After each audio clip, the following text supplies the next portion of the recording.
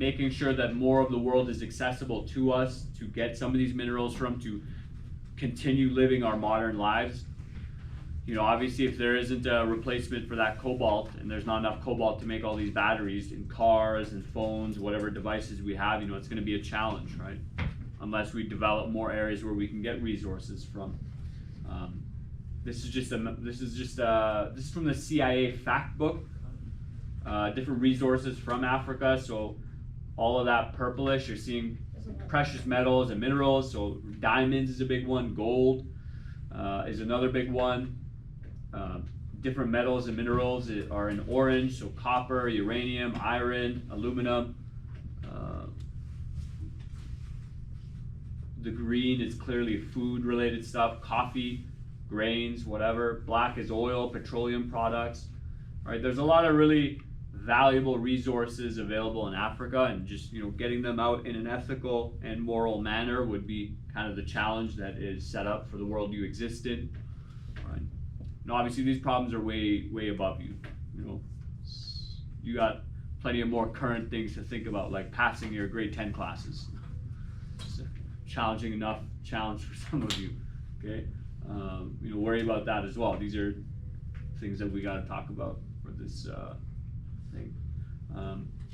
I mentioned Afghanistan as well, just because I quite like the country. It's very unfortunate what's happening there, and I also teach about Afghanistan in my grade 12 unit, but there's a particular reason why Russia, the communists, invaded in the 70s and 80s. There's a particular reason why America was so invested in making sure communism didn't take over Afghanistan as well. They funded a proxy war. There's also a very valid reason why Afghanistan was invaded during the war in the Middle East after 9/11. And, you know, this is just one kind of chart here that, this is by Al Jazeera, so it's quite reliable resource.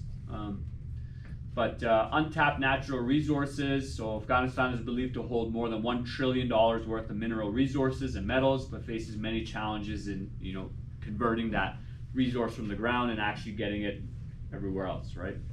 Does anyone know what's going on right now politically in Afghanistan?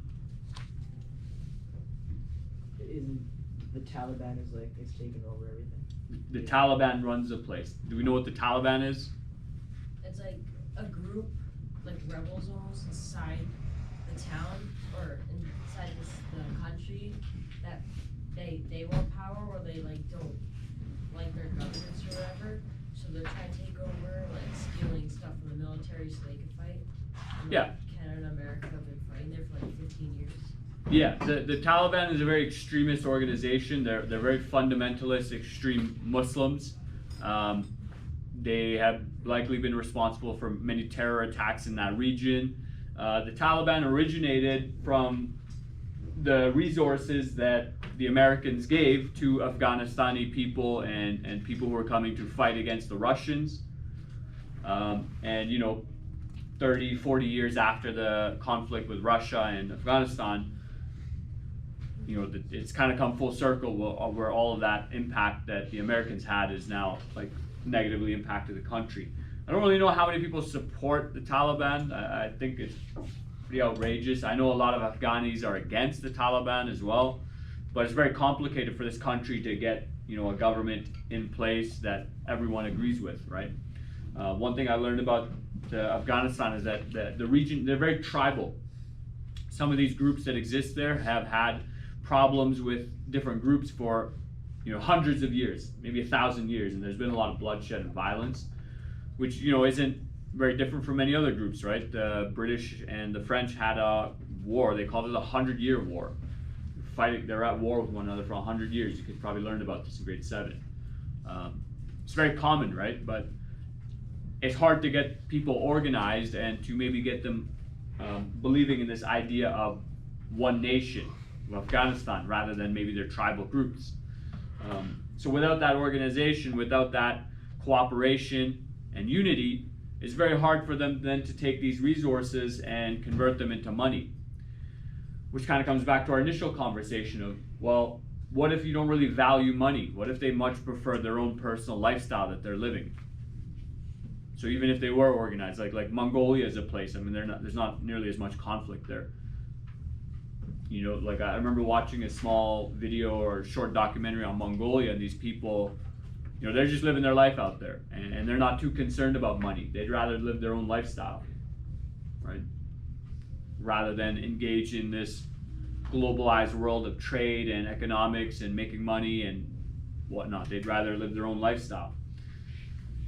Afghanistan's kind of somewhere in the middle, right? Like they have aspects of the modern world that they really appreciate and enjoy, but then they also have some of this more fundamentalist and ancient world mindset, and it conflicts with people all the time, right?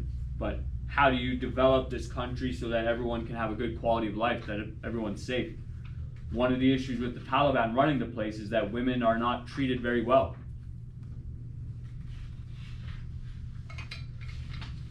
It's very dangerous there for some women right now, or many women, not all, right? There's no real government. There's likely not any legal court system. They might run a Sharia court, but it has its own complications. We won't get into the specifics of religion there. And just to compare here, here's just a state. For whatever reason, growing up, many social teachers just show maps of Africa. But here's a little map of state of Louisiana, some of their natural resources, some of what they produce. Seeing a lot of cow, a lot of beef and dairy.